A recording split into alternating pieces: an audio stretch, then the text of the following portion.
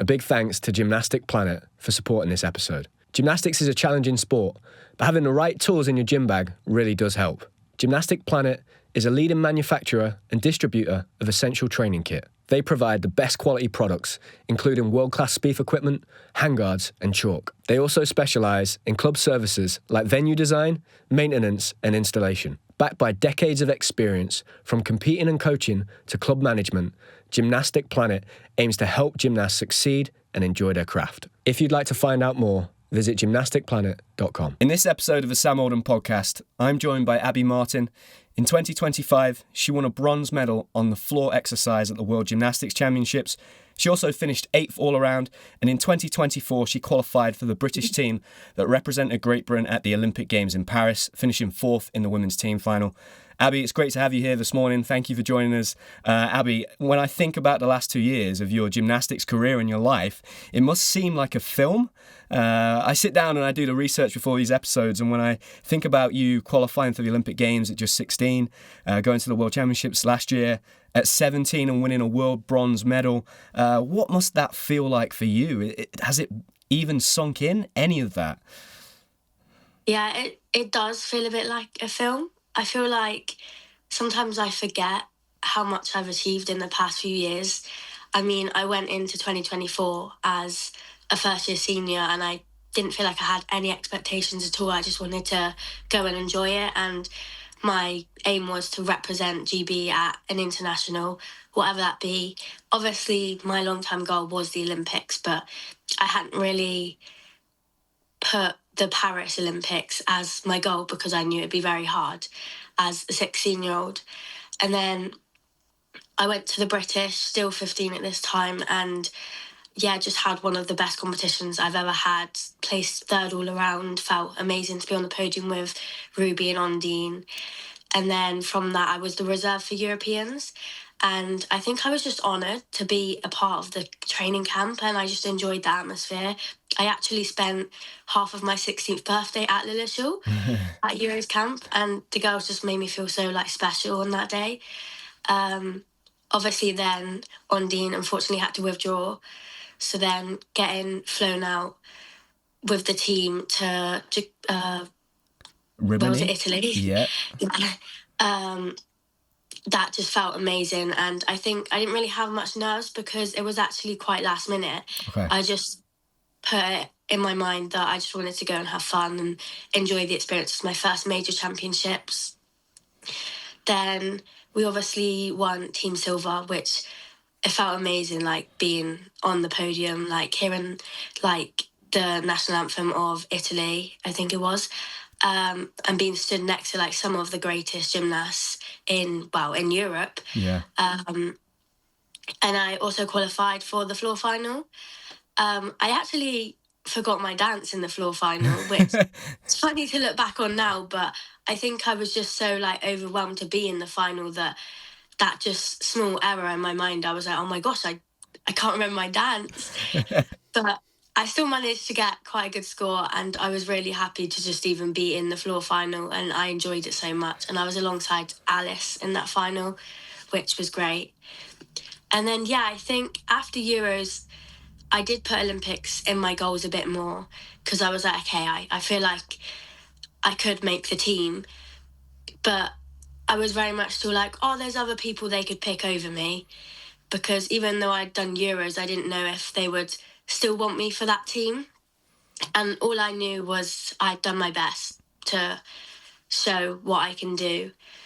And then we had the meeting, obviously, to tell us if we were going to the Olympics or not. And funnily enough, it was actually my last ever day of secondary school. That was going to be one of my questions, Abby. When you were telling me this story, I was just trying to imagine you would have still been at secondary school while all of this is happening. Yeah, so after Euros, I went back and it was literally straight into GCSEs. And then on the day we found out, we had the meeting, I had to tell my school that I was going to be in slightly late, but I had to plan the call so I wouldn't miss the assembly, which our achievements and stuff. And it was quite hard because I had to tell the school a reason why, but obviously you can't tell them why.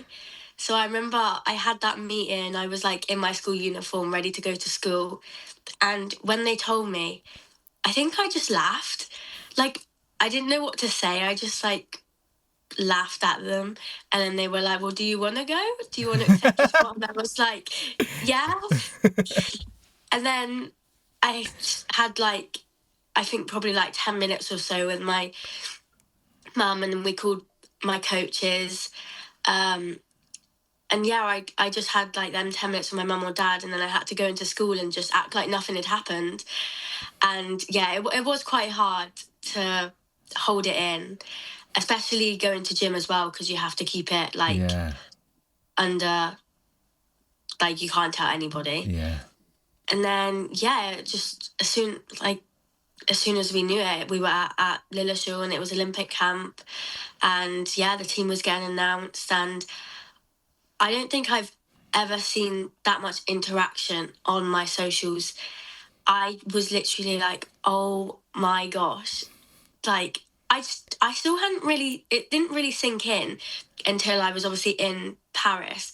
But I think seeing my name on all these posts, all these like articles, I was just like, this is happening.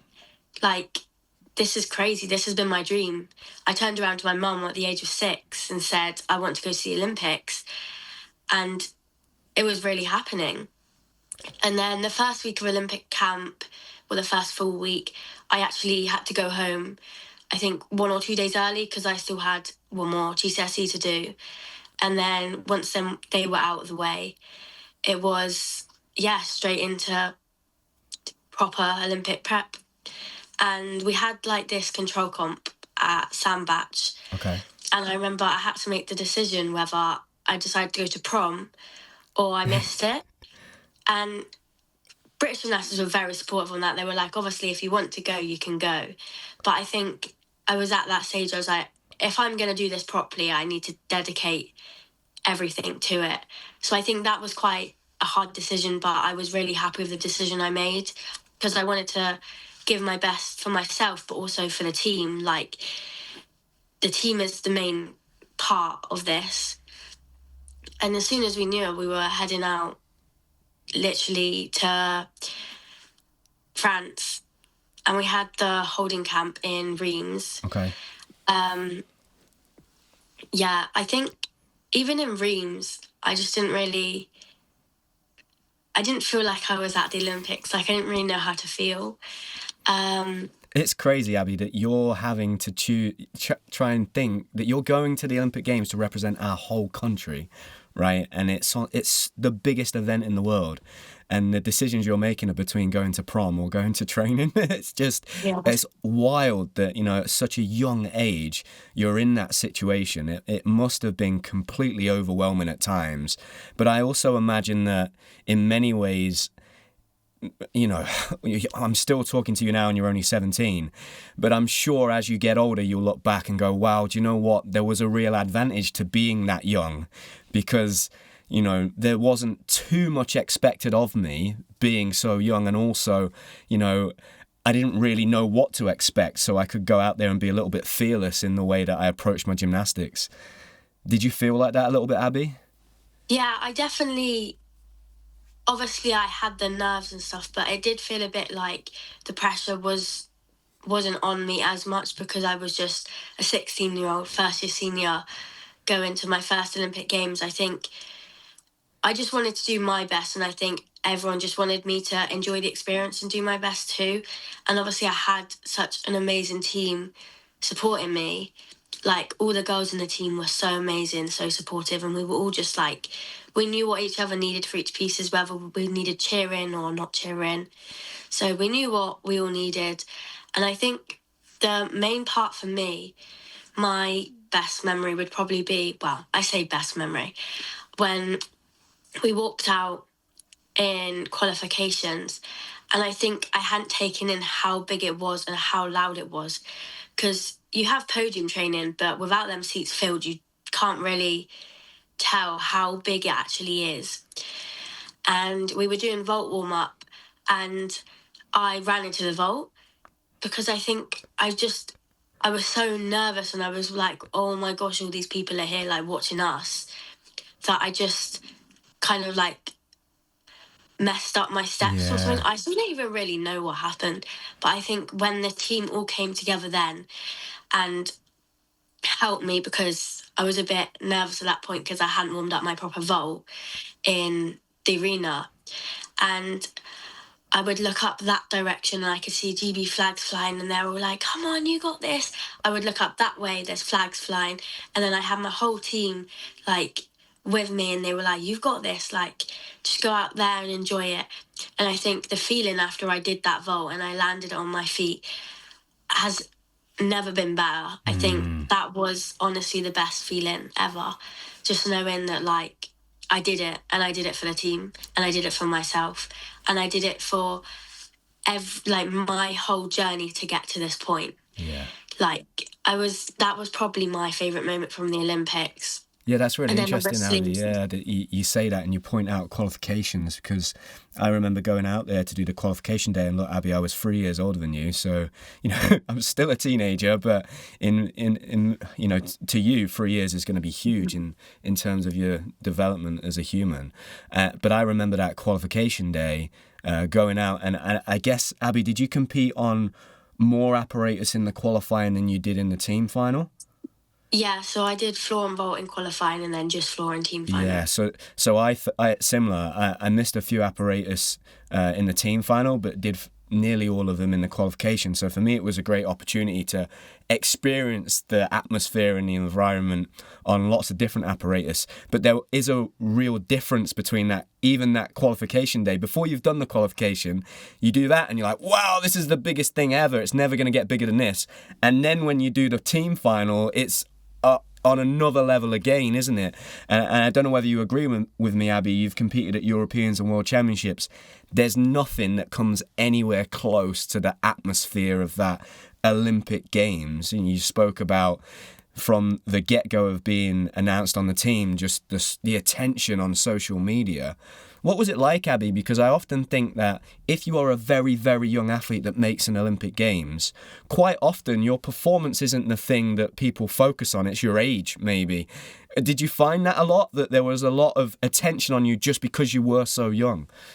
Yeah, there was a lot of posts actually with me and Becky on, basically saying like when Becky did her first Olympics, it was literally the year I was born. Wow. And there was a lot of posts just being like, Abby Martin going to the Olympics at just 16, like things like that. And then there was posts like she's been selected for the Olympics before she's finished her GCSEs, like all these different articles, all these different posts with different headlines, but pretty much all just saying how young I was. Yeah, you remind me, Abby, a little bit of Becky. I went to Becky's school. We went to the same school, right? And I remember when she was in year 11, I remember there being flags on the school reception saying Becky Downey, Beijing Olympian 2008. And that being seeming normal at the time, because I was also training and wanted to go to the Olympics too, and I was a young kid. But I look back now and I go, that's absolutely mental that somebody at secondary school is going to the Olympic Games. Like that's completely bonkers, like there's many adults that wouldn't be able to handle that pressure. So it's such an incredible thing that you were able to achieve that, Abby, at such a young age. Abby, just tell us a little bit about your experience of competing on the floor after you performed your vault and you've got that crowd there and the flags and your teammates. Obviously, floor doesn't come straight after the vault, so you would have had a little bit of a break in between doing that routine. And just take us through that, performing a floor routine at an Olympic Games, because, in many ways, on the other apparatus, you can kind of hide in the competition going on, but on the floor, it's very isolating, the apparatus, isn't it? It's just you. And because there's music, all eyes kind of turn onto the floor, particularly when the women perform on it. Yeah, I definitely think after I did my vault, it kind of settled my nerves a little bit more. And then obviously, yeah, like you said, I had bars and beam to kind of support the other girls before floor. And at that point, I knew like I was already an Olympian because I'd already made my debut at the Olympics. But I had a new floor routine. I had a new dance because we wanted it to be the best of the best for the Olympics. So Nicole worked with me on a new floor routine. And I think I just wanted to get out there, enjoy it, do my best for the team. I always knew that floor was my best piece. And yeah, I just really enjoyed it. I had a really good routine, and I actually ended up being the top floor scorer in qualifications for the team, I'm pretty sure. And I ended up being 18th on floor. So I think when I knew that, it just made everything feel like amazing, because I was literally 18th on floor out of the whole world.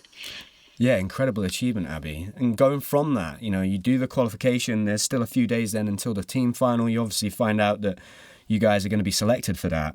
What was that time period like in between the qualifying and then the team final, Abby? How did you find that? Were you letting yourself somewhat take in the whole Olympic experience by that point? And did you know exactly what apparatus you would be doing very early after the qualification, or was that a decision that was made a bit closer to the competition? We knew pretty much straight after, I think, because we had discussion. I think I knew I was going to be put in for floor, but it was just a decision for vault whether we put me back out, because obviously we didn't know how team final would feel. Yeah. And obviously I had my slight mistake in qualifications warm up.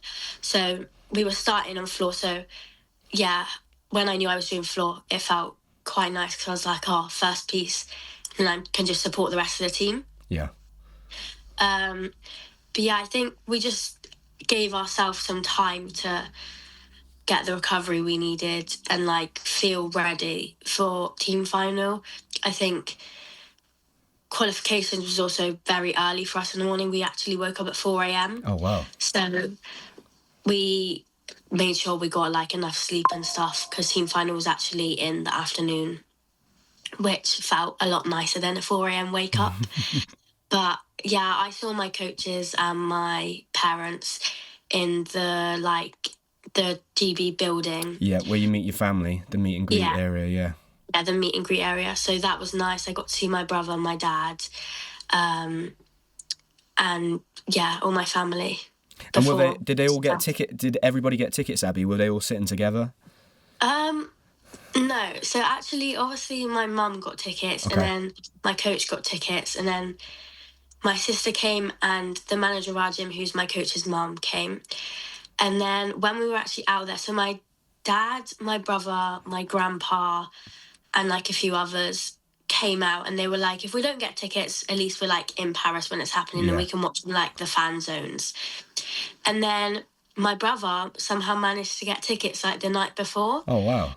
So he offered them to my dad, because my dad hadn't actually watched me compete, because he was because he didn't watch me when I was little, he's always had this thing oh, well, if I watch you now, it might be bad luck. But obviously, with it being the Olympics, he said he would come and watch. So my brother offered them, but because it was the night before, he was like, no, I can't do it now. So my brother actually managed to watch qualifications, and then they went home for team final, but my mum and my sister and my coaches were still here for the team final. Oh, that's such a dad move, that is. Yeah, he has watched me compete now.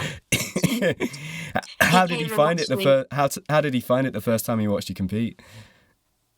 I think when I saw him, he was crying. Oh, really? Oh, wow.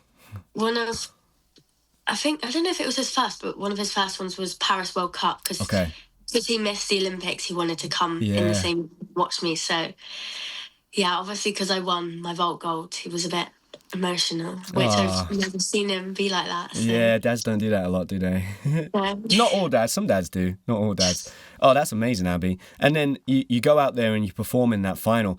Abby, just what was it like being around the likes of these superstars in the sport? I mean, when I look back to Paris, I honestly don't remember another Olympic Games in my lifetime where gymnastics had a spotlight on it like it did in Paris. And I think that in part was obviously to do with just the global superstardom that comes with Simone Biles, and the fact that she, I'm sure, very specifically brought out a Netflix documentary just before that, and the stars that were Hollywood stars coming to watch gymnastics. What was it like being in that? Being around that and kind of watching that? Because I remember being in a team final at an Olympic Games at 19 and thinking, really feeling like I wasn't there. It was like I was watching it on TV. It just didn't seem real to me. What was that like for you at just 16? I think when I walked out, I was just like watching all the other teams walk out and look at their names. And then I obviously focused, got in the zone because we had to warm up for floor. And then, yeah, I'm pretty sure before my floor routine, it was either someone like Simone or something was going on vault, I think it would have been. And I literally just remember like looking and watching and then being like, oh my God, no, I need to focus to do my floor routine. But I was just so like amazed. I was literally like, oh my God, it's Simone or like whoever it was. And then I was like, right, no, I need to get in the zone. And then as soon as I did the floor routine, which was actually the best floor routine of my life at that point, I just got behind the team and then I would be watching the team or I'd be watching our team when they go and then I'd be watching like a gymnast from Italy or a gymnast from USA, gymnast from Brazil. Like I was just like non-stop watching. Like we'd be walking around and I'd be like looking where the other teams are walking just so I know where to look. Like I was proper fangirling in that moment. Like I was literally like, how am I competing at the same time as Simone? And I think, like you said about the documentary, I'm pretty sure at one point I was like in the background of one of the scenes and I was watching it and I was like, oh my gosh, like I'm literally in the background. Like, what? Like, it still doesn't really feel real that I was like that close and like competing at the same time as them amazing gymnasts. Yeah. But I actually managed to trade a pin with Simone. Oh, wow. Which was quite good. And I had some help from Michelle, George's coach. Yeah, Abby, it must have just been surreal. You know, quite clearly Simone is regarded as probably the greatest female gymnast of all time, right? Outside of Nadia Comaneci, maybe. I mean, she was so famous for the generations that came before us. So to have been able to be around somebody like that, watch them perform and then see just see that superstardom of being that famous, it must have been pretty crazy for a 16-year-old to experience that. When you're 16, Abby, you don't yet have the experience, I'd imagine, to know what's best for you in those competition environments. And what I mean by that is that you spoke about Becky there being, almost twice your age competing at Olympic Games. She's got so much experience. She knows what's best for her. How much did you have to rely on maybe the coaches, the national staff, the nutritionists, the physios, the doctors? Is it very much you just relying on them to help guide you at that point in your career? I was always told that, like, I was quite, like, I knew what I needed to do. But then there was also moments where I would, like, kind of be like, oh, what do I do for this? What do I do for that? But I think I was quite good with knowing, like, what I normally do for comps and comp prep. But obviously there was, like, a few more questions this time round because it is literally the Olympic Games. Like, it was the things like with me and Ruby being under 18, we weren't allowed to walk around the village on our own. Okay. Because it's a big village. So we would have to be like, oh, Al, could you come to the food hall with us or whatever it was? We would have to like make sure someone was with us.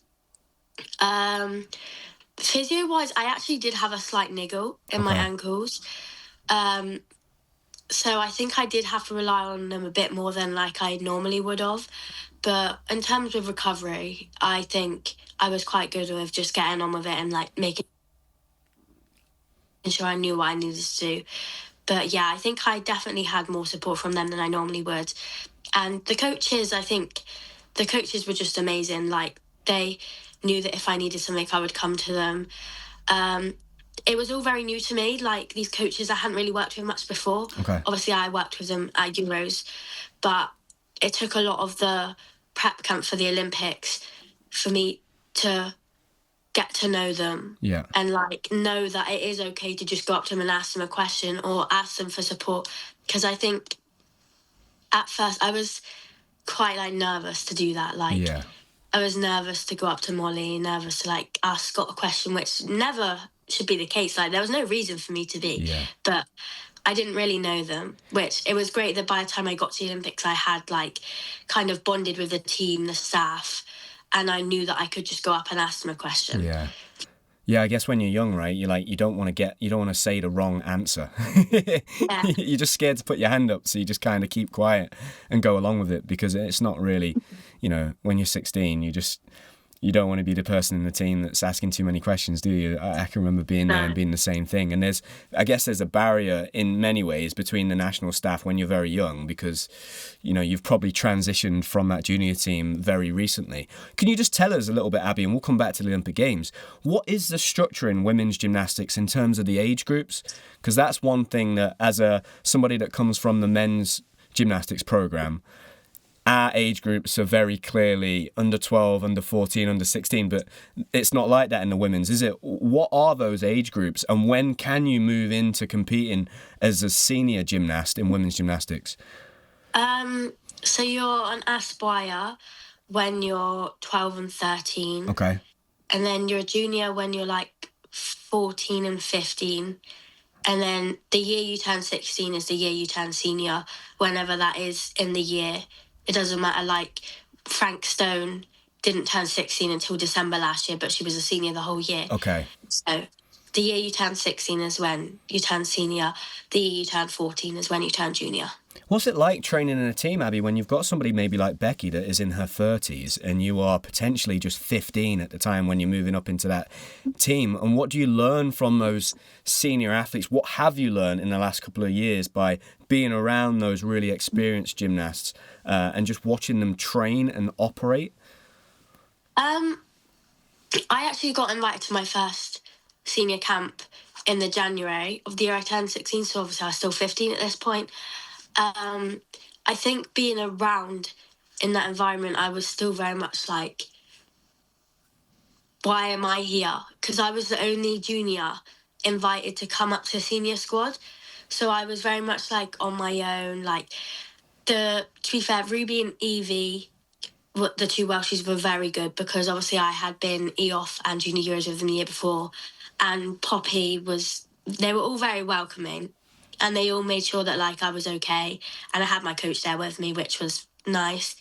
And then I think transitioning to, like, a prep camp, I was a bit more like, okay, this is different, but it's quite enjoyable. And I would say it was still quite relaxed. Like, for it to be a prep camp, like, it was still relaxed. Like, we had the numbers and we had to get it done. But, like, in our downtime, it was very chill. Like, we would just go chill in someone's room or chill in the athletes' lounge. Yeah. And then, like, if someone wanted their own time, you would give them their own time, kind of thing. I think, but when it comes to the aspect of having people like Becky around, I think when we were at the Olympics, if I had questions, Becky was like one that I did go to, because I knew she had like the experience.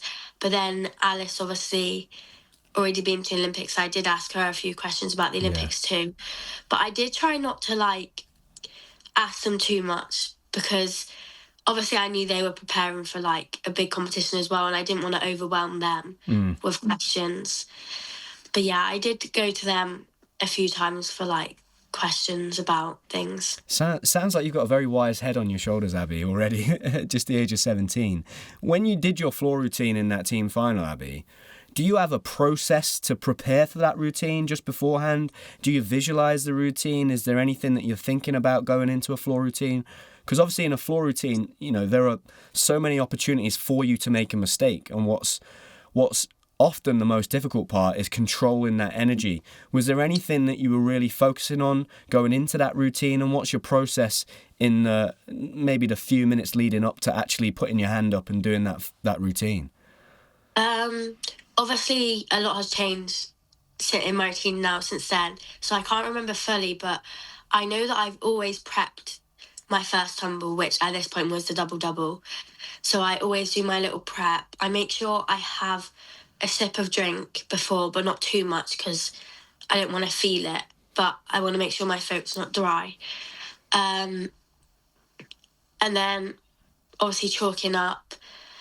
And I think Molly was actually stood like on the floor next to the podium before, just kind of being like, you've got it, come on. Yeah, I would say that's pretty much it. I do visualize sometimes, but I think in this case I actually didn't, because I was, like I said, I was a bit like, didn't really know why, like, I was there. Like, I didn't feel like I was meant to be there. But I knew, like, as soon as I presented, my mind just switched. Like, I knew where I was, I knew what I was there for, and I was in the zone. I think as soon as I present, that's when I'm like, okay, this is what we're doing. And are there any big moments that stand out for you, Abby, other than your own performance in that team final that you remember kind of seeing, watching, whether it was some of the other athletes, maybe a team member? Was there anything that when you look back and think about the Olympics now, you kind of remember about that team final? I think for me, the best part would probably be when Alice finished a clean beam routine, and we were all just so happy. Like, we were all hugging, like, I think there was a few tears at one point. Like, we were just having, like, we were so glad that, like, we'd put out a good team performance. And for Alice to finish up that on beam, which is probably the hardest piece to finish up, it just felt amazing. Like, I just remember that. Finishing fourth, Abby, in a team final is... no mean feat. What an incredible achievement that is. When you came back from the Olympics, Abby, you spoke about all of that attention. I just wonder what that's been like for you. You're somebody that's probably grown up with social media. And when I went to the Olympics in 2012, Twitter was just coming around. It wasn't really a thing. I hadn't grown up with social media. What is that like as a young 16-year-old, all of a sudden having your phone pinging with notifications 24/7? And what have you maybe learned in the last 12 to 18 months about that? Because, I'm a 32-year-old man that still has to set some kind of social media boundaries with myself to stop myself from scrolling and checking things and seeing it all the time. That must be a hard thing to get your head around, particularly when you're doing a sport that's judged, right? So people can have their opinions on your performances all of the time. I think the main thing I've learned is obviously that there's nice people and there's some not so nice people. And there's people that are going to love what you do and people that are going to hate what you do. I think I very much also learned that, like, social media, like, my whole life isn't gymnastics. That's a very much thing that I'm still trying to learn, because I've always been one that has grown up watching gymnastics and scrolling on from gymnastics, like, seeing what everyone's up to. And I think sometimes that doesn't help you as a gymnast, because otherwise your whole mind is just thinking about gym and it doesn't show off. But yeah, I think learning how to shut out the hate comments, like, you don't need to listen to them, but also sometimes it is nice. Like, more recently, someone posted a tweet when I was at Worlds about my pack technique on bars, which has always been a struggle for me, and we know it's not the best technique. Like, it's not something new that we don't know. And I've come back, I've relearned, like, my pack the better way, and I've reposted that tweet with the same screenshot photos from a different video of a pack from recently. I think that is sometimes nice, though, when you can prove people wrong. But yeah, learning to not let them affect you. I think they don't know how hard you're working or how hard things are for you or how things are going. So yeah, just shutting them out, that's probably the best thing that, like, I've learned. I think that's great advice, Abby, because there'll be a lot of young girls that, look up to you for inspiration and are inspired by your gymnastics that maybe will be in a similar position over the next few years. We have another Olympic Games happening in 2028. More often than not, there is usually somebody on a women's gymnastics team that is very young that makes it into that team. So I think that's amazing advice, and I absolutely agree that just ignoring the noise is is the best thing to do. Whether it's really good or really bad, just listen to the people that are in your close circle, I think is the most important thing. What was it like coming back, Abby, at 16 from an Olympic Games? Everybody's watched you on TV, everybody at your school. Because one thing I found was that when I was at school, people didn't really take my gymnastics that seriously until it got really big, and then we're like, whoa! You go to the Olympics, and it was like, oh yeah, I've been training 6 hours a day, 6 days a week since I was 9. But yeah, it's a serious thing. What was that like coming back and maybe being outside the Olympic bubble and then back to your normal life? It was pretty cool. I think So the first thing I did, I got welcomed home with my sister and my brother's girlfriend with flowers and stuff, and that just was like, oh, that's like really nice. And then I had a lot of messages, some from people that like hadn't really spoken to me much at school as well. But my English class always had this thing like, oh, we'll see you in the Olympics, because I used to always leave English early. And I think I had the most messages from people in my English class, like, well, like, you actually did go to the Olympics. Like, we all just said it as kind of like an ongoing joke, but like, you actually did go to the Olympics. Like, that's crazy. And then, yeah, there was a few people like, I knew you did gymnastics, but I didn't know you were that good. And I was like, well, I have been trying to, like, do you not think I missed school? Like, that kind of thing. But yeah, it felt like insane. And then like I would go online and it'd be like my local news like doing an article about me, and I'm like, whoa, like I'm literally everywhere. Like it was something that I'd never felt before, and like it just felt like everywhere like there was someone like recognizing me. Or I even walk down the road now sometimes and I hear like people from my old school be like younger kids, oh, that's that gymnast, like I'll just like kind of turn my head and be like, people like just know me like that now. Like that's crazy, like that. Yeah, like the Olympics was always my dream, and now people know me for the Olympics. Yeah. Like it was kind of crazy. And what was it like getting back to the gym and training as you built up, and then towards the end of the year, Abby, you go into Christmas? Did you pick up an injury around that time? Yeah, it was very hard. I think I went back quite fast. Okay. So, well, so we finished team final, and like I said, I did have a slight niggle at the Olympics, and then it was 3 weeks. I had 3 weeks off from the team final to come back to gym. The first week coming back to gym was fine. Like, it was just nice to be back in the environment, and it's going to be basics anyway after that time off.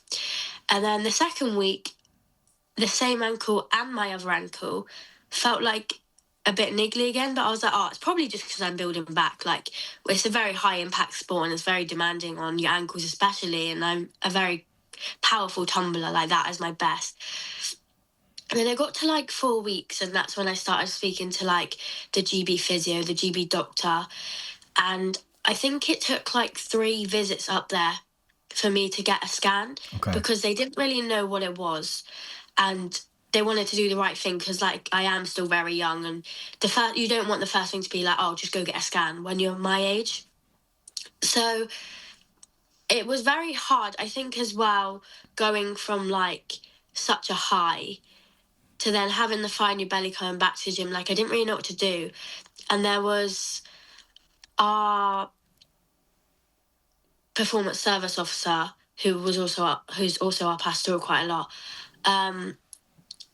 I spoke to her a few times because she has a lot of knowledge from trampoline side of sport. Okay. And I was like, I don't like, it's hard. Like I love the sport, but I can't do my sport. And at the same kind of time, I was starting to get these mental blocks. Right. And then we got the scan, and the results basically came back, all these technical terms, but it would mean I'd have to have like a 6-month build back plan. Okay. And this was in November now. And I was like, but that means I'm going to miss out the English. That means I'm going to miss the British and probably Europeans. And I didn't really know what to do with myself. Like I was going into gym, I was only really allowed to do bars. And then I had these blocks on these bars. And I started talking to sports psychology with British Gymnastics, which my performance service officer and pastoral did get me into. It was Kat Shaw, you probably know who that is. Okay.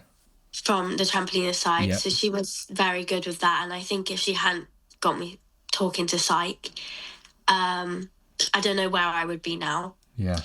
Because it's not something I talk about much, but I was very close to actually like leaving the sport as a whole, because I didn't know what to do with myself. Like I wanted to go in to enjoy gym, and that wasn't really happening because I couldn't do gym. And then I was also blocking out on the one piece I could do, which when it actually came round to it, we realised that because I was focusing my mind on just one piece, that was where they were coming from. But having psychology was very helpful. And it did get me back on track. I did struggle again a little bit when comps came around, and I really enjoyed the media side of it, but it was quite hard to know that, like, I'm not competing. But I think when I started to build back that sense of, like, kind of relief and just knowing that, like, this is what I love, this is why I do it. But I think what I found the hardest was we had a new national coach. We had Martin come in the January. And obviously I wasn't doing much. And we didn't know who it was at first. Like, we hadn't been told. So I was like, well, if she doesn't know what I can do, like, what if she doesn't think, like, I'm good enough, kind of that sort of thing. And when I met her, I knew exactly who it was. I actually saw her in 2024 at one of my second World Cups, where I won my first floor World Cup medal. So I think that was also a bit of relief that took a bit of pressure off me, because she very much said to me, she was like, I know you're injured, but I know what you can do. Yeah. And yeah, it was nice to get that support from the new national coach. Do you know what, Abby? It's so nice to hear that, you know, the pastoral carer there picked that up and was able to point you in the direction of a sports psychologist, because, you know, you go back in time to when I was 19, that just didn't happen. And I would have massively benefited just as a young human being by having had some conversations with a sports psychologist at that time, because the reality is, whatever preparation you do, nobody is going to prepare you for an Olympic Games as a teenager. That is just too much pressure.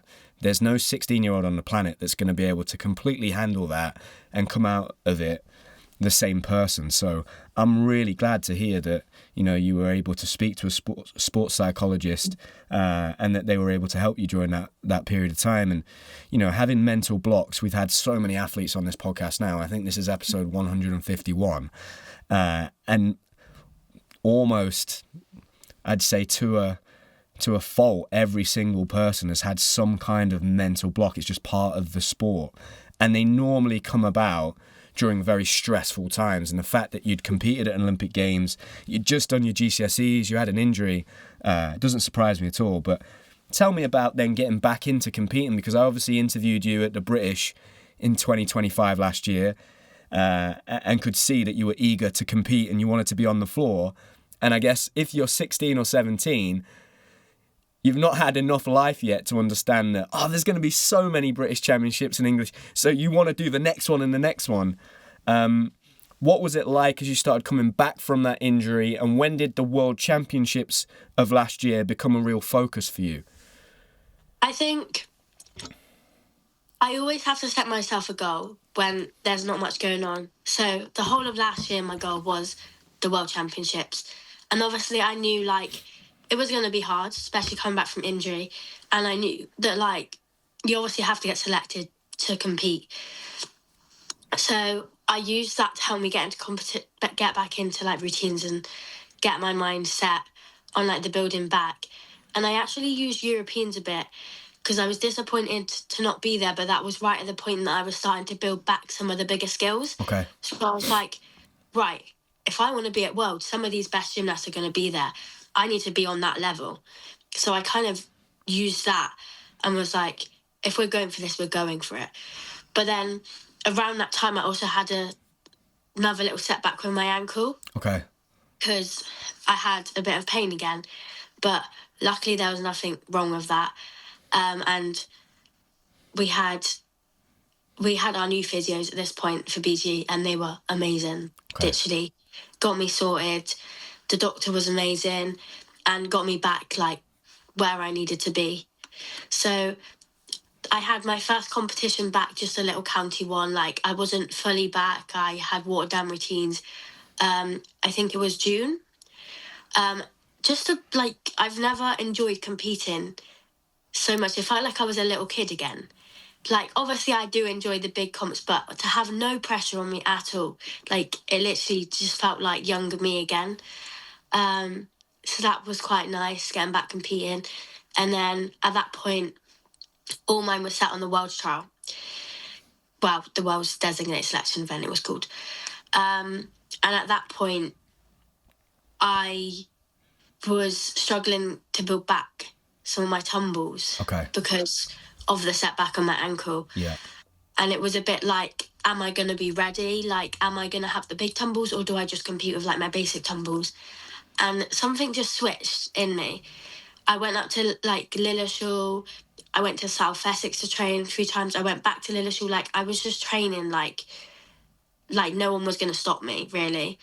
And I got a few new upgrades in there. Like, I got my Flick Arabian on beam. I got my Tuso on floor. And at some point in building back, I managed to work a new vault as well and get a new vault ready. So, yeah, competing at that DSC felt great. And to walk away with a new PB from that trial, like on multiple pieces and all around. And I actually came first in the DSC. I was like, okay, I've done my best. I've done what I can do now. It's not in my hands. So I think doing that, I was so happy. Like, I've never been happier to see the results, like the hard work pay off. Yeah. And then I headed out to Paris World Cup. I think like not long after, we had a squad and then we headed out. And I was in the team with Ruby and Jess. And one of my dreams has always been to be in a team with Jess, because I've really like followed her journey, especially from injury. And I think we have a lot in common. Like, we have a lot of power. Like, we're good at floor, we're good at vault, but we are good all around us too. And I think she's someone I've really inspired to look up to. So then when I was like sharing a room with her and stuff, I was literally like, oh, this is like exciting. Like, this is unreal. And then obviously I had quite a good comp at Paris. I managed to get gold on the podium on vault on my first international back after the Olympics, injury and mental blocks. I think there's a video out there of my reaction, and Josh was stood next to me because Josh was on the comp floor with me. And I remember just looking up, and I actually wasn't very happy after my first vault because I didn't think it was good, because I'd watched everyone else because I was last up.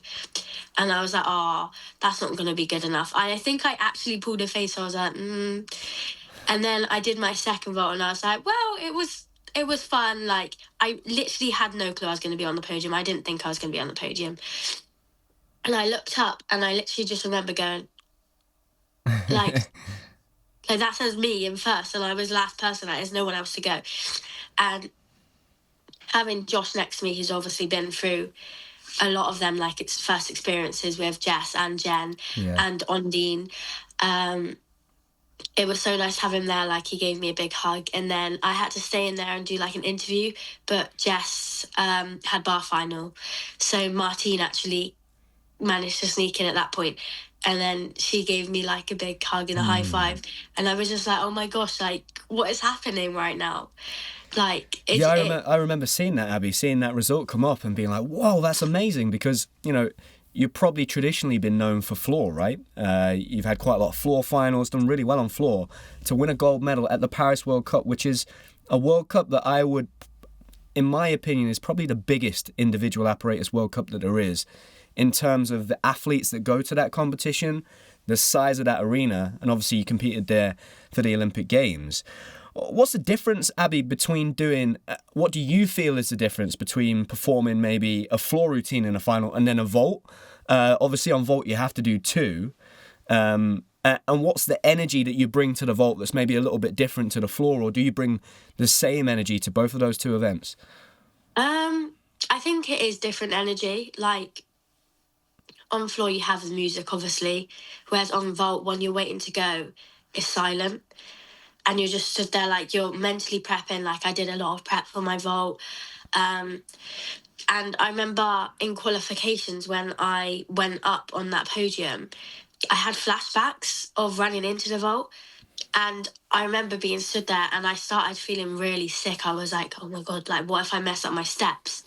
Luckily, I put that to the side. As soon as I presented, I was fine. But then the same thing kind of happened in final as well, because I was like, right, I'm in the final now. Like, this is the moment to prove to myself that I can do 2 good vaults and get them to my feet. And I'd actually messed up my steps before the final in the back gym, and I was literally like, I can't mess them up out here now. And yeah, I think that's where the difference comes in. Like for vault, you're thinking about like, you need to, like, you know your steps, your body knows your steps, and you know the technique. Whereas floor, it's like, oh, I've got to show off my dance, but I've also got to make sure my landings are good, and like I've got to stay in the floor. I think that's where the difference is in the finals. Like they're both two energetic pieces, but they're both different. Yeah, and that's something for maybe people listening, Abby, because it's quite common that gymnasts will get their steps wrong. And I remember being at a World Cup in Tokyo, and up until that point, I just ran at the vault. I knew where I started, but what would happen was, as I started to do more and more difficult vaults, when I had a lot of adrenaline, my stride length would be slightly longer in a competition environment, and I ended up messing up my board contact, and I rolled my ankle when I hit the board. And then after that, not long after that, a few months later, I injured my ankle really badly and had surgery. And when I came back from that surgery, the S&C coach, Rudy, at the time, he was from the world of athletics, and he taught me how to sprint, but actually think about my run-up with some kind of strategy instead of just running at the vault. And after that moment, I never messed my run-up again because I actually thought about my run-up and I had a plan for it. And that's, I think, maybe one thing for people that watch gymnastics and have maybe seen a gymnast. And a perfect example is the World Championships last year, right? When the Chinese gymnast jumped straight over the vault. It's really easy to do that because when you're in that pressured environment and you're on a podium and it bounces a bit more, it just takes one step to be slightly out of time and all of a sudden the whole vault's gone. And so that's probably the difference maybe with vault and floor, is that vault, there's no time to think. It's like a split second, whereas on the floor, you know, you've got the dance in between the tumbles and you maybe have that time to concentrate, which can also be a bit more nerve-wracking, I imagine. Yeah, that definitely is like the thing. Like you need to make sure you know your steps, because I was the same. I used to just run to the vault like I knew where I started, but now we're starting. Well, I had already started a bit, but we, like, because I have different gyms, different run-ups, I can't do a full run at my gym, so we've been learning like to shorten it with a certain amount of steps, and then I know how many steps to do when I go to other gyms. Which is, and again, and this is unbelievable, and there's, and I always think of Huntingdon Gymnastics Club, Abby, because I trained there for a while, and I always think of Jake Jarman, right? And everyone talks about him walking at the start of his run-up. It's because in Huntingdon, they don't have a 25-metre run-up. So he learnt as a child to run from 18 metres, which is, and he's the best vaulter in the world, right? In men's gymnastics, or at least has been a couple of years ago. It always blows me away when gymnasts don't have enough room in the gym to do a full vault run up. But you're going to the Olympic Games. It's pretty crazy, right? When you think about the facilities that they have in other sports, that blows my mind that there are athletes still that don't have a full run up in their gymnastics club. Abby, just take me a little bit onto obviously the World Championships. You win that gold medal in Paris, which is amazing. You qualify for the team to go to the World Championships. You know, you spoke a little bit about you having a new floor routine this year. Can you just take us through the process of designing a new floor routine, Abby? Obviously, in men's gymnastics, we don't have a piece of music, there's no dance, there's link elements in the middle. But what does the process of designing a new floor routine look like from start to kind of getting to the World Championships and winning a medal in a floor exercise final? So obviously it was a bit different for me as I was coming back from injury and building back. So we had the time to kind of figure out what worked best for me and different techniques. I was keeping the same dance and same music, but obviously there was a few things we tweaked because I was going from a 4-tumble routine to a 3-tumble routine. Okay. Because when we looked at the new code and we looked at the tumbles I was doing, I was losing quite a lot in landings, but I could still, with the new tumbles and my leaps, I could still get a 5/8 start value, which is what I had at the Olympics, with 3 tumbles. But obviously I would cut out the whole facts of losing landing deductions. So I think that's something we looked at when building my routine back up. Then obviously I found the Chuso works better than the double tuck. And for anybody that's listening, Abby, that's maybe from the world of men's gymnastics, can you explain what a chuso is? Because I'm guessing that's Oksana Chusovitna. Is that right? I'll guess that for you, Abby, so you won't get it wrong. And she was a gymnast that competed way back in 1992 at the Olympic Games for the first time. So don't worry, you don't need to know that. But what skill is that, Abby? So that is the full twist and double straight. Okay, and you switched that with a double.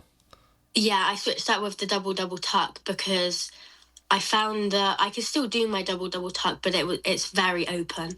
Okay. So until I learn a double straight, which is in the works, there wasn't really much point me putting the double tuck out because I would lose quite a lot on shape and right. Okay. And it would be harder to land. So we found that the full twist and double straight worked better for me. Then we kept the double straight second, and then my last tumble we changed to a straight front full walkout to double tuck. Previously, I did 2 extra tumbles and I did a straight front full walkout to double tuck and then a double pike. Right. So the double pike completely went and we changed the straight front to a straight front full walkout. And yeah, I think the more I did it, the more my confidence came. I did put out the floor at Paris World Cup and I knew where there was errors and there was things to work on, which was quite handy. I think my prep going into Worlds, for me, didn't feel the smoothest. Okay. Like, it's never going to be easy, but there was quite a few bumps, like niggles, like things that I would have rather not had, but any gymnast would wish for the best preparation they could have. So I think, going into Worlds and knowing it was on like Taishan, completely new equipment that I've never been on, I just wanted to like go enjoy my first Worlds, make my debut, and just see what I could do. I think obviously it was my first long haul flight as well, so I think when we actually got out there, we adjusted. That's when the nerves started to kick in a bit. Okay. I did have a few moments in the back gym where things weren't going to plan, like in the training halls, which made me a bit more nervous. Right. I think I struggled with a few days on a few things to adjust to Taishan because it wasn't new equipment to me. We had the Taishan Vault at Lilleshall, so we were lucky to have worked with that. But all the other equipment was brand new to us. Yeah. And obviously when you first get out there as well, it is like brand new, like it's not been used, so you have to work it in. But I think, again, with Worlds, I had an amazing team there supporting me. And I had my coach back at home she was just a call away. I think when I actually went out in qualifications, I was a lot nervous than I had been before going into a comp. Did you feel like there was a bit of, for the first time maybe, Abby, a bit of expectation on you to do well at that competition because you were now already an Olympian, a European medalist, you just won a gold medal at the World Cup? Do you feel like for the first time, okay, I'm not just that 16-year-old now that people aren't expecting too much, there is actually a little bit of expectation on me to perform? Did you feel that for the first time a little bit? Yeah, it did feel like there was more expectation on me. And I think I'm also very, like, I always put a lot of expectation on myself. But I think as well, from the year I'd grown a lot because I'd learned a lot of lessons. So I think going into this Worlds, it wasn't just like, as much as it was like, I'm going to go enjoy it, I'm going to enjoy my first Worlds, it was a bit more, it was less of a like, oh, this is fun, like, I'm 16, like, I'm going to the Olympics, I'm just here for the experience. It was more like, no, I do have goals this time. Like, obviously I had goals for the Olympics, but my main goal was just to be there. Yeah. So I think, going into Worlds, I did have the nerves and I did make a few mistakes in qualifications because of that. I think I made a mistake on my beam. My bars had been a struggle in training, so it wasn't my tidiest, but I was happy to, like, have done a clean bar routine for me because it was an individual Worlds this time. I think that did take away some of the pressure that it was an individual Worlds. Then I messed up my second vault, which I was quite upset with because obviously coming from Paris, I was like, that was probably the one final I did set my aims on. So I think when I fell on that second vault, it was hard to then like switch my mindset to go to bars and do a nice clean bar routine. But I think when I found out I qualified for floor and for all round final, I was like, right, we're just gonna put that out of my mind for now. We're gonna try our best in all round final and try our best in floor final. And I think I've always been one that like in a final, try not to like have nerves because it's like you've already qualified to the final. And I was really happy to like correct some of the mistakes that I did in qualifications. I got a new PB on bars by like nearly 0.3. Yeah, I I stayed mean, on my I was PB. part of the BBC broadcasting, Abby, for the Worlds last year, and I was blown away with your performance in the all-around final. Just, I think the professional, and I'm not surprised now, having sat and had this conversation with you for the past, 45 minutes, and Sam sits here and he listens to all the athletes that come in. For somebody so young, you're just 17, you speak so well, you've got such a mature head on your shoulders, so I'm not surprised by that performance in the all-around final. Honestly, I was really blown away with just how professional, consistent, calm you looked out there competing. What was it like being in an all-around final, Abby? Because I'd say even more so for the female side of the sport and women's gymnastics, the focus really is on all-arounders. It's very rare people specialise because there's 4 apparatus, right? So the reality is, unless you're an incredible bars worker and struggle on the leg events, you're probably going to be an all-arounder because beam, floor and vault, predominantly you're using your legs on those 3 apparatus. So you're probably going to be an all-around gymnast. And maybe when you get towards the end of your career, you might specialise. What did it feel like for you being somebody that is so naturally strong on floor and vault, being in an all-around final and then performing so well to finish 8th in the world? That must have been, again, another experience where you really just surprised yourself almost. Yeah, I think it proved to me that like all the hard work on like especially bars, like the hard work, the hard moments, the mental blocks, like it was worth it. And I think my dream has always been to be an all-rounder and to make an all-round final and hopefully one day be an all-around medalist in the Worlds or the Europeans or even the Olympics. Like, they are my ultimate dreams. So I think to be in that all-around final with like some of these top athletes, it felt amazing. It felt surreal. And we were lucky enough to be in the same group, me and Ruby, for all-around final. So we also were able to support each other in the same group. Like we wouldn't have been competing at the same time, which sometimes happens. It did feel very good. And then I think when I finished my performance and I realised I was in 8th and I was like, oh my God, like I'm top 8 in the world. And it kind of took me back a bit to Junior Worlds because I placed 5th at Junior Worlds. And again, like there, I had a PB score there. So then I think to do that as a senior, I didn't have a PB this time, but it was very close to like what my PB was. And obviously with it being a world final compared to a domestic comp, as like the differences. And then I was just, I was really happy. And then they were like, oh, you get to like walk out on the stage. And I was like, what? I was like, really? Like I get to stand next to the podium? So then like, I think just walking out and standing next to the podium just felt really special. And I was like, oh my God, I'm so close to the podium, like next to these athletes. And I would not have known that like 2 days later I would be on that podium. Like, I think after all around final, I put like no pressure on floor final. I was like, I've already done my best. Like, this has been like one of the best experiences ever. So then going into floor final, I was like, right, I'm just gonna enjoy it. Just gonna like go have a good time. Was not expecting a medal at all. I think I qualified in like 7th or 8th. So I was just expected, like, I was hoping to kind of like move up 1 or 2 spaces. And me and Ruby were actually first 2 to compete. So I think, I competed. And then I remember I was just like so happy, like I had done a really good performance. I had matched my PB from the Olympics. And I had Martin sat next to me when the score came in. That was just an amazing moment. And then I was just sat like watching, all chilled.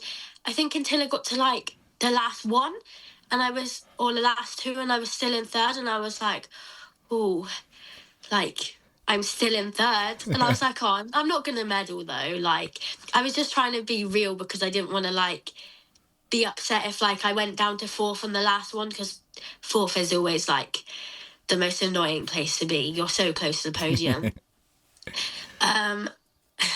And I had that at Junior World, so I came fourth on floor. Okay.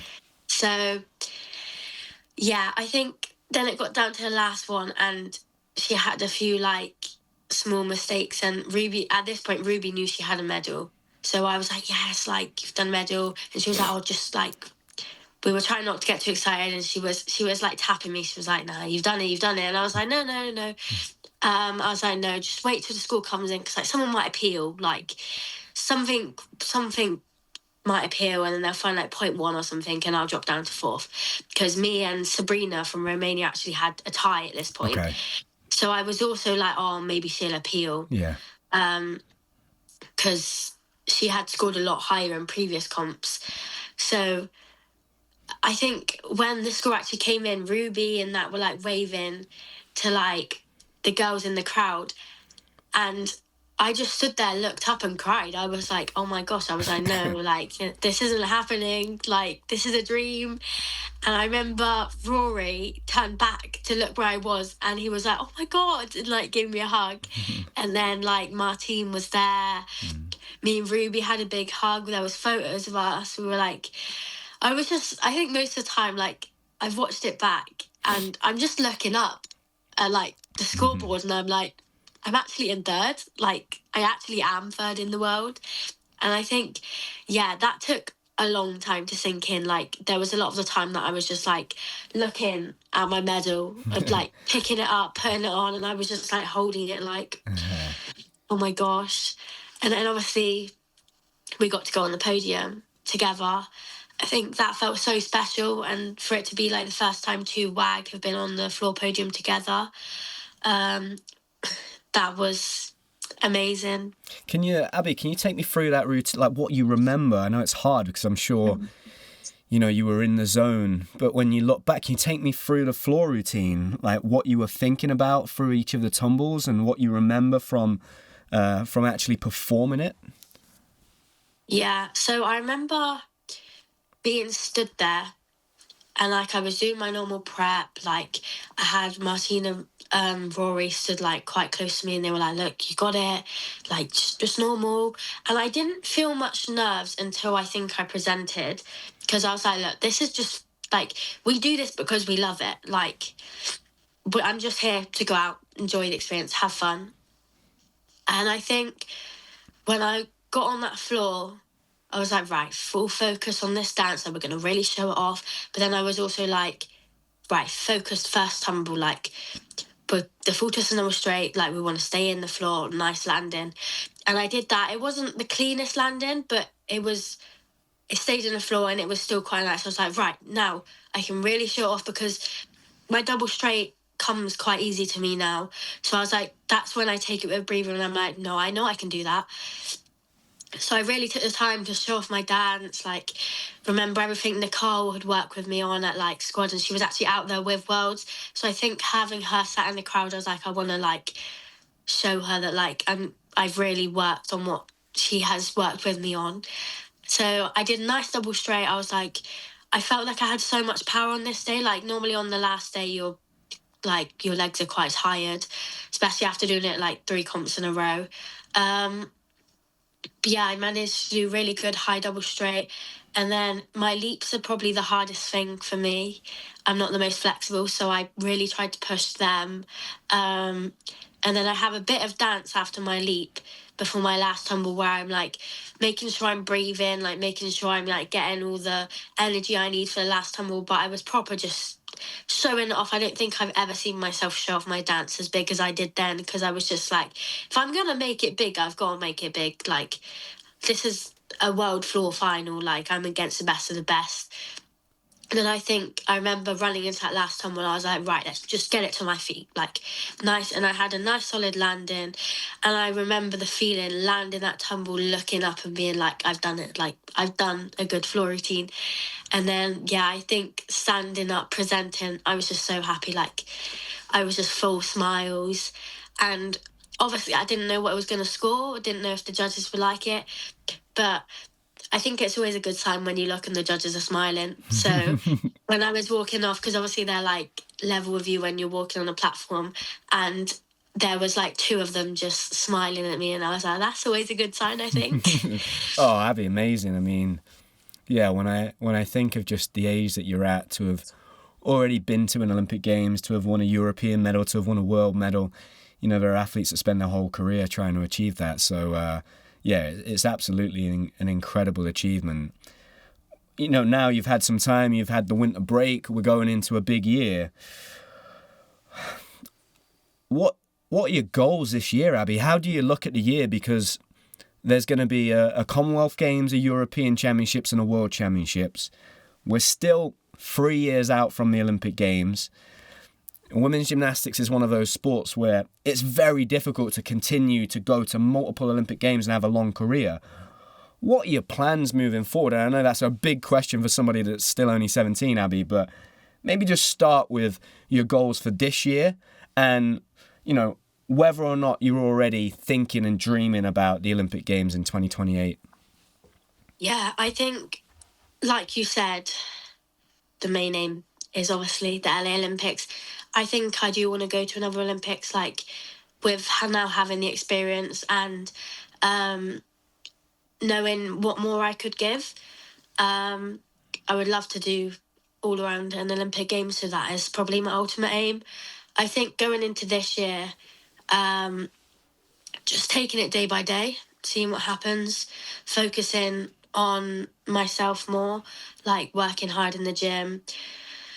I would say my aims would be, my main aim for this year is Worlds at the end of the year. I would love to do Commonwealth and Europeans. I think it's going to be hard to do both. So seeing what happens with that, like if I can do both, that'd be amazing.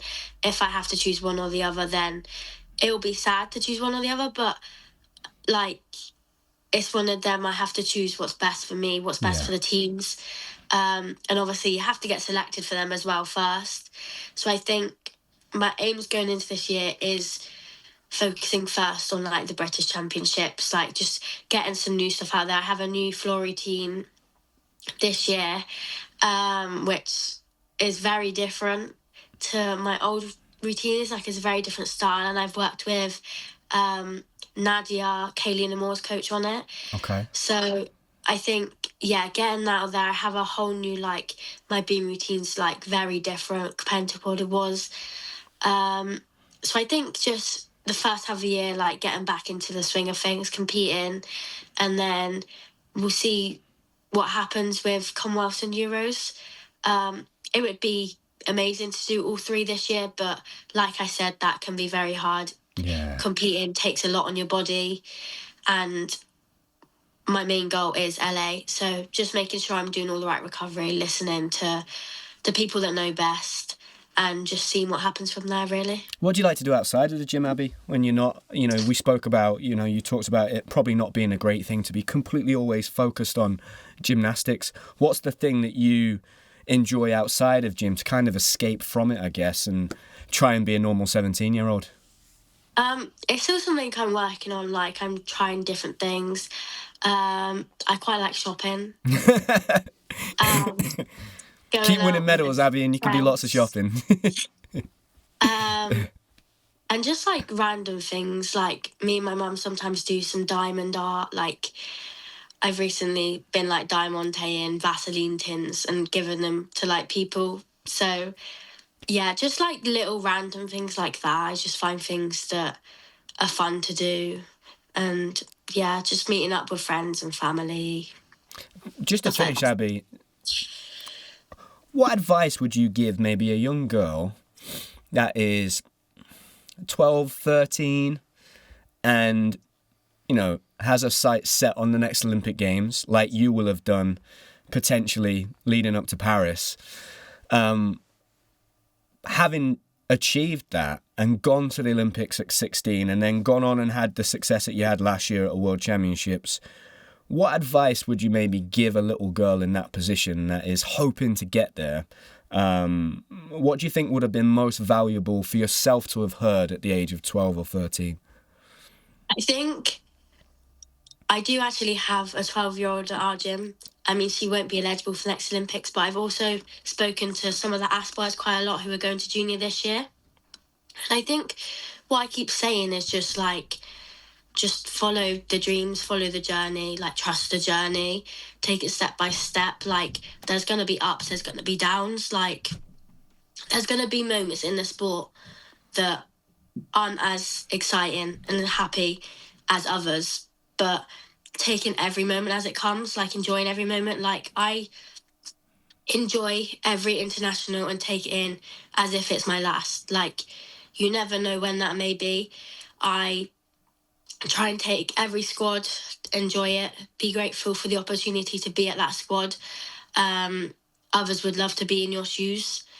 And yeah, I think coming back to the international competitions, if you get selected for one, you never know if that may happen again. So just really enjoying the moment.